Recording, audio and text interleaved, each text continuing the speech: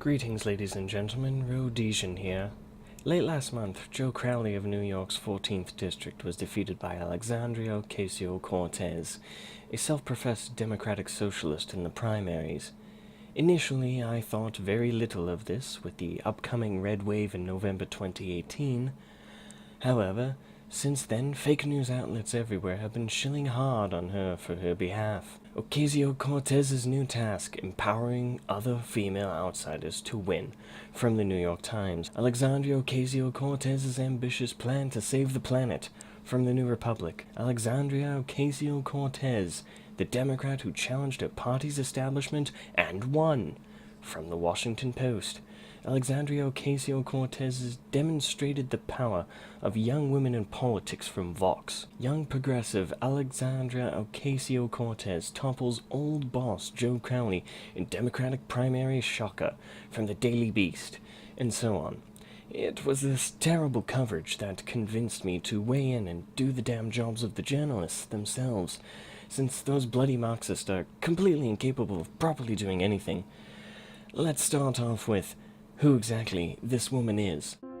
I wasn't born to a wealthy or powerful family.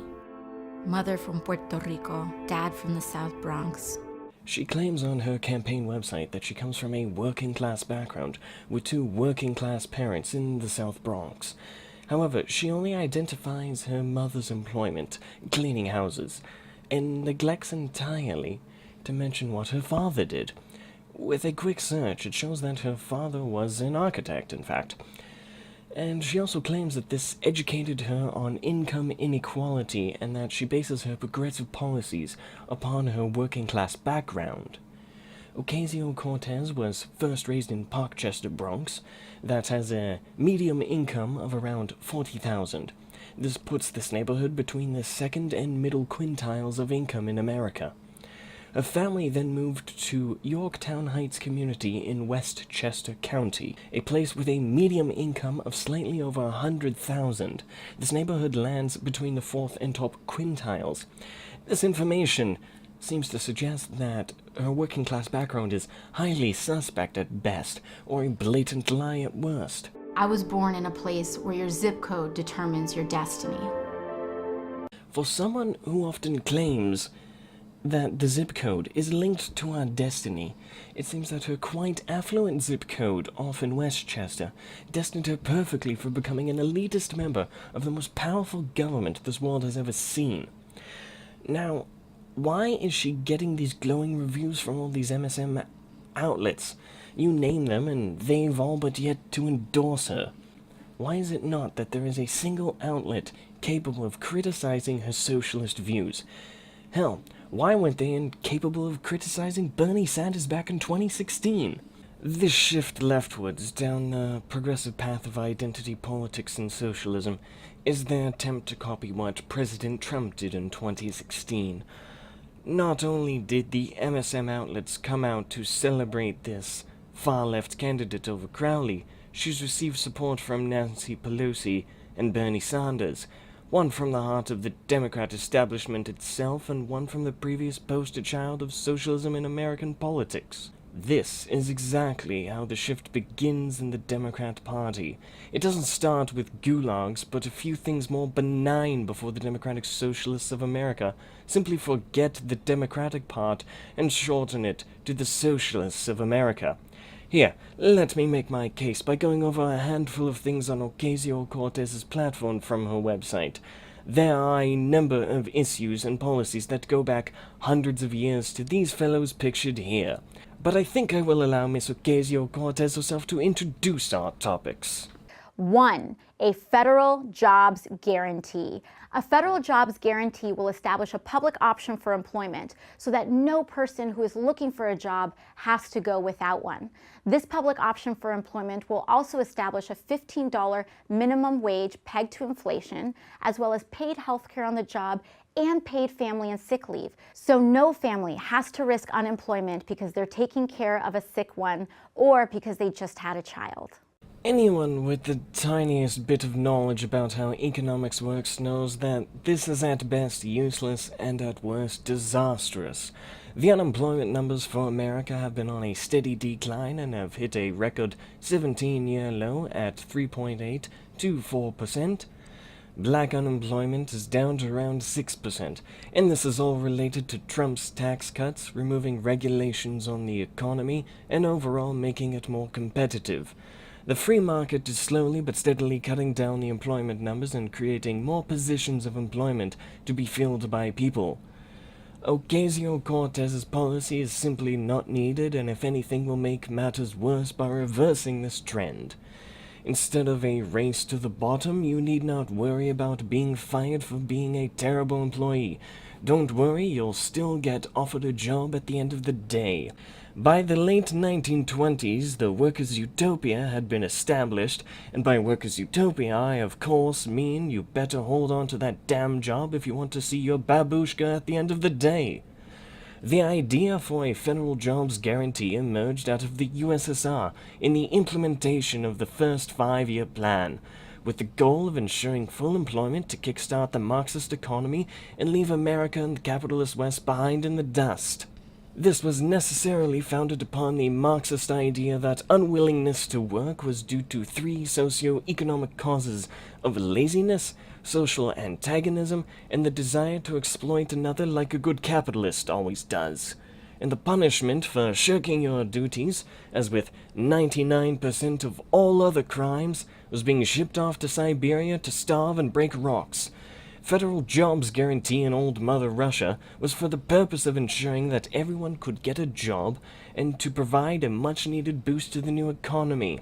Failing to attend to this job meant your refusal to contribute, and after all, from each according to his ability to each according to his contribution. Which of course was the slogan of the Bolsheviks after they realized the free rider problem of each according to his needs. 2. Improved and expanded Medicare for all.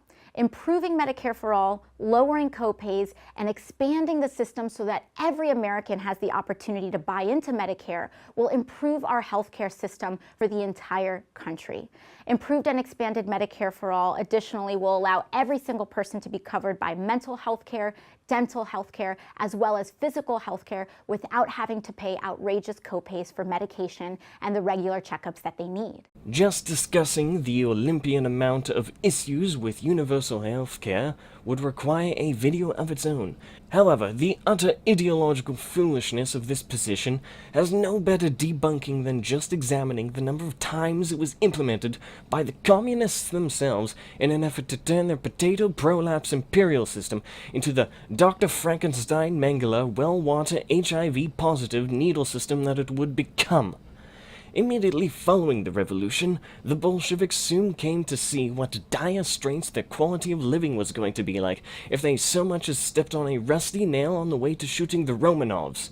Thus, in 1917 to 1918, the Nurses' Union and the Commissariat of the Public Health were formed, and leading this medicinal charge was Nikolai Semashko, who set off to create the world's first universal healthcare system. The sickness insurance law in the German Empire was for wage laborers only between laborer and employee, and the National Insurance Act in 1911 in jolly old England followed the German model, so these don't count as universal healthcare models. However, the Soviets went for a full-blown, cradle-to-grave, every babushka and their cat, universal model run by the state, which rapidly devolved into bribing doctors to get treatment, sub-American standards with no access to running water, a 2-tier healthcare system for the nomenclatura, 1 in 100 dead babies, and eliminated any access to a competing model that could outcompete the Ministry of Health by simply supplying soap. What truly baffles me is that progressives seem to think that the American public cannot pay for doctors, hospitals, and medical treatment, but they think that the American public can pay for doctors, hospitals, and medical treatment, and a bureaucracy to run it all. 3. Tuition-free public college and trade school. As our economy develops, we always increase our educational opportunities to match. Tuition-free public college and trade school will ensure that no child refuses to get an education because they don't believe that their family can afford it. By allowing these opportunities to be accessible to all Americans, we can educate ourselves as we see fit, and we can continue to be the most innovative country in the world. But in order to do that, we have to remove the economic barriers to an education. And by removing economic barriers to an education, we become a more just nation, a more economically productive nation, and we also continue to be the leader in science and technology, as well as literature and the arts. Prior to the 1920s, the only thing that the Russian peasant could read were the bumps across the surface of a beet, and this was of course due to the Western capitalists keeping the noble Russian peasant and worker down. In comes the Commissariat of Education to enlighten us all.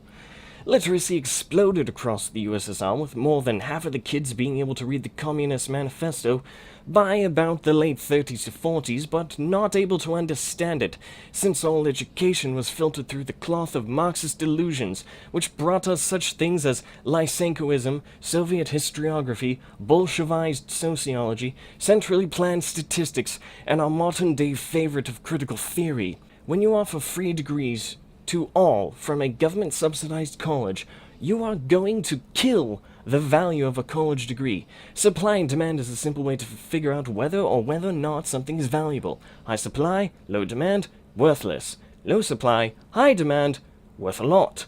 By subsidizing and removing the costs of receiving a post-secondary education, this commie policy is going to kill the value of holding a college degree. This removes the youth from the labor market because instead of working, they can head off to college to get more free education. It also ensures that everyone holds a college degree. This then decimates the value of any one person holding a college degree. If you're having trouble thinking about this, just stop for a moment and think about why a single grain of sand is worthless. 4. 100% renewable energy by 2035.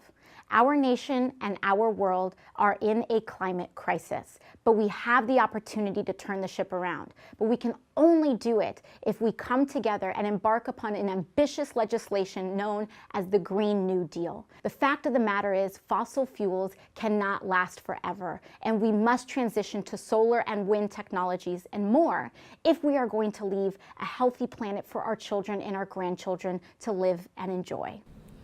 Yep. Climate change. Here we go. This load of utter tripe comes to us once again from Uncle Joe's scientists, where they spearheaded the first wave of modern-day climate change movement in an effort to hamstring the industrial development of the West in order to catch up, because when you're losing a race, just shoot the guy in first.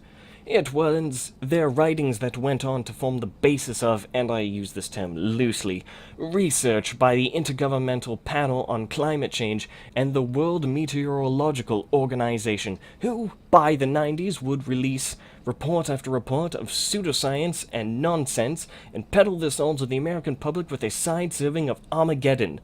The red thermometer scale that is global war, I mean climate change, as we have now moved the goalposts, was being used to enforce strict regulations that would serve to slow industrial output, especially in the American Midwest industrial centers. It would ruin small businesses who could not afford to adhere to these strict and loony environmental regulations, while big businesses lobbied their problems away and allow communist China to fudge their numbers and secure the gold medal in CO2 emissions. 5. Broad-based immigration reform and the abolition of ICE. ICE was just established in 2003 in the same suite of legislation as the Patriot Act and the Iraq War. And ever since the establishment of that legislation, American civil rights have eroded over the last 14 years. In order for us to feel safer in our streets, our churches, our schools, and our homes, we must abolish ICE. And behind the curtain, we find the internationalists in the form of abolition of border enforcement and spreading globalism. Marx was the first globalist. Communism was to spread around the world upon the back of the slogan, "Workers of the world, unite." And through dismantling the agency that enforces border control, this is for the goal of flooding the West with the rest of the world who come here for the gibs of our very generous welfare state. And Lenin knew this as well, which is why he advocated for mass migration to flood the successful West with workers who would be loyal communist drones in the upcoming revolution. Modern demographic warfare from Latin America and Africa have placed this issue front and center once again, thanks to the disastrous 1965 Immigration and Nationality Act and the European migrant crisis, as we can see in real time how cultures and people are erased entirely from a region that they had once called home. The communist policy of open borders begins with the laxation of border enforcement. First, we bring in the refugees, then the economic migrants to prop up our rickety welfare system, then the frothing at the mouth roll in for the gibs. Money! Money! Money! Do not be fooled by the democratic part of democratic socialism. It's still socialism. The democratic socialists know this. They aren't ignorant of their history. They've read the books, the propaganda. They know that their movement in the political sphere wasn't founded in the 21st century. It was founded in 1898 under the name of the Russian Social Democratic Labor Party. After it split into the Bolsheviks and Mensheviks, Lenin sought to have his party elected to the State Duma. But it wasn't only Lenin, it was the Mensheviks, the Socialist Revolutionaries, the Trudoviks, as well as other smaller socialist parties. They all attempted to hijack the democratic process and to eliminate the newfound liberties in the Russian Empire and implement their own version of socialism, TM. This is the modus operandi of the socialists. They take advantage of a weak political system, they exploit the grievances of the perceived victims, they hijack the democratic process by electing more and more radical socialists with the promise of peace, land, and bread, before they implement socialism. Ocasio-Cortez is a symptom of this spreading cancer. Do not let the cancer take over America.